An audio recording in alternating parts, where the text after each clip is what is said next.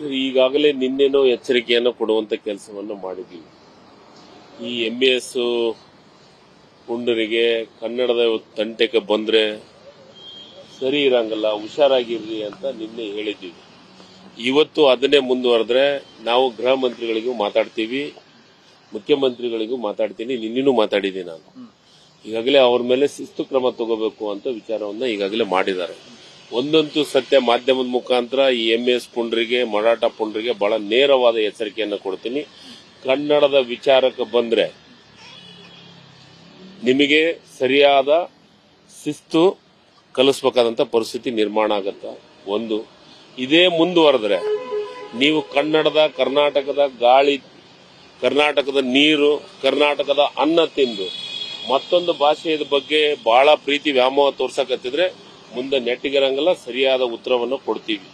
ಏನಂದ್ರೆ ಸೀದಾ ಅವ್ರ ಮೇಲೆ ಗುಂಡಾ ಕೇಸ್ ಹಾಕ್ತಿವಿ, ಒಳಗಾಕಂತ ಪರಿಸ್ಥಿತಿ ಬರ್ತೈತೆ. ಬಹಳ ಹುಷಾರಾಗಿರ್ರಿ. ನಾವು ಬೇರೆ ಭಾಷೆ, ಕನ್ನಡಿಗರು ಬೇರೆ ಭಾಷೆಯನ್ನ ಪ್ರೀತಿಸ್ತೀವಿ, ಬೇರೆ ಭಾಷೆಯನ್ನ ಗೌರವಿಸ್ತೀವಿ. ಆದ್ರೆ ಈ ರೀತಿ ಪುಂಡತನ ಮಾಡುವಂತ ಕೆಲಸ ಕನ್ನಡಿಗರು ಮಾಡಂಗಲ್ಲ.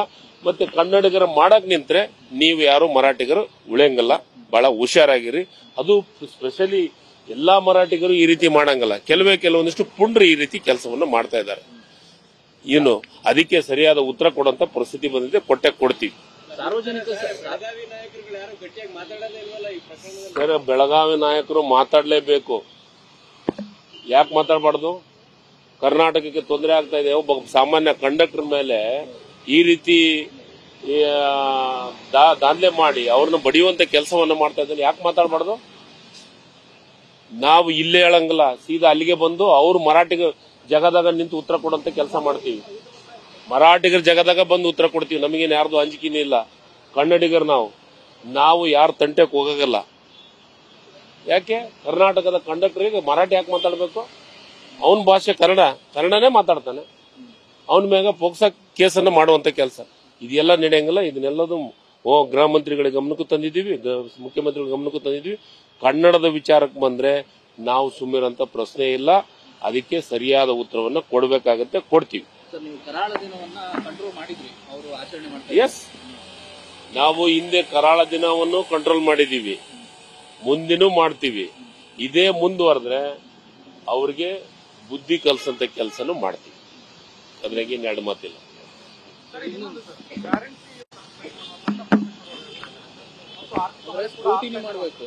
ಅನಗತ್ಯ ಹೊರೆಯನ್ನು ತಪ್ಪಿಸಬೇಕು ಸರ್. ಈಗ ನಾವು ಮೊದಲು ಚುನಾವಣೆ ಪೂರ್ವದೊಳಗ ಗ್ಯಾರಂಟಿ ಏನು ಯಾವ ರೀತಿ ಕೊಡ್ತೀವಿ ಅಂತ ಮಾತು ಕೊಟ್ಟಿದ್ದೀವಿ, ಈಗಾಗಲೇ ಕೊಡ್ತಾ ಇದ್ದೀವಿ.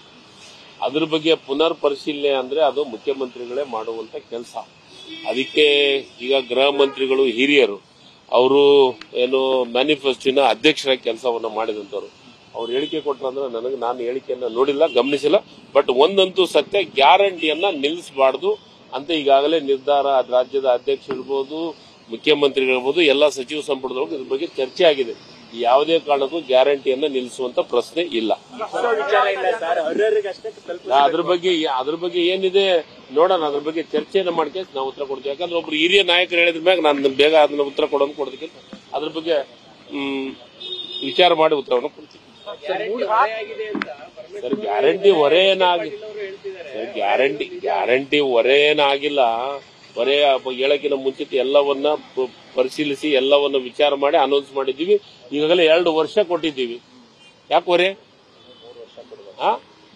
3 ವರ್ಷ ಅಲ್ಲ, ನಮ್ಮ ಪಕ್ಷ ಇನ್ನೂ 10-15 ವರ್ಷ ಇರ್ತೈತಿ. ಅದನ್ನ ಕಂಟಿನ್ಯೂ ಆಗಿ ಜನರಿಗೆ ಕೊಡ್ತೀವಿ. ಸರ್, ಇನ್ನೊಂದು, ಈ ಮೂಡಾ ಕೇಸಲ್ಲಿ ಸೀಟ್ ಕೊಟ್ಟಿದ್ದಾರೆ, ಆದ್ರೆ ಇಡಿ ಅವರು ಲೋಕಾಯುಕ್ತದವರಿಗೆ ಇನ್ಸ್ಟ್ರಕ್ಷನ್ ಕೊಡ್ತಿದಾರಂತೆ, ನೀವು ಈ ತರ ತನಿಖೆ ಮಾಡಬೇಕು, ಈಗ ಮಾಡಬಾರ್ದು. ನೋಡ್ರಿ, ಯಾವುದೇ ಒಂದು ತನಿಖೆಗೆ ಈ ರೀತಿ ಮಾಡಿದ್ರೆ ಮತ್ತೊಂದು ತನಿಖೆ ಸಂಸ್ಥೆ ಹೇಳಂತ ಅವಶ್ಯಕತೆ ಇಲ್ಲ. ಲೋಕಾಯುಕ್ತ ಬಹಳ ಸಮರ್ಥವಾಗಿದೆ. ಅದು ತನ್ನ ಕೆಲಸ ತಾವು ಮಾಡ್ತಾ ಇದೆ.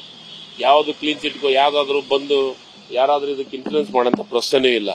ನೇರವಾಗಿ ಅವರು ಮುಖ್ಯಮಂತ್ರಿಗಳಿಗೂ ತನಿಖೆ ಮಾಡಿದ್ದಾರೆ, ಅವ್ರ ಮನೆ ಅವ್ರ ಪತ್ನಿಯವ್ರನ್ನು ತನಿಖೆ ಮಾಡಿದ್ದಾರೆ. ಕರೆಕ್ಟ್ ಏನಿದ್ದು ಕರೆಕ್ಟಾಗಿ ಕೊಡ್ತಾರೆ. ಅದನ್ನ ನಮ್ಮ ಸಂಸ್ಥೆ ಬಗ್ಗೆ ನಮಗೆ ಗೌರವ ಇರಲಿ ಫಸ್ಟ್ ಮೊದಲಿಗೆ. ಈಗ ಅಧಿಕಾರಿಗಳ ಪಾತ್ರ ಇದೆ, ಮುಖ್ಯಮಂತ್ರಿಗಳ ಪಾತ್ರ ಇಲ್ಲ ಅನ್ನೋದಿತ್ತು. ಕುಮಾರ್ ನಾಯಕ್ ಅವರ ಕರ್ತವ್ಯ ಲೋಪ ಇದು ಪ್ರೂವ್ ಆಗಿದೆ.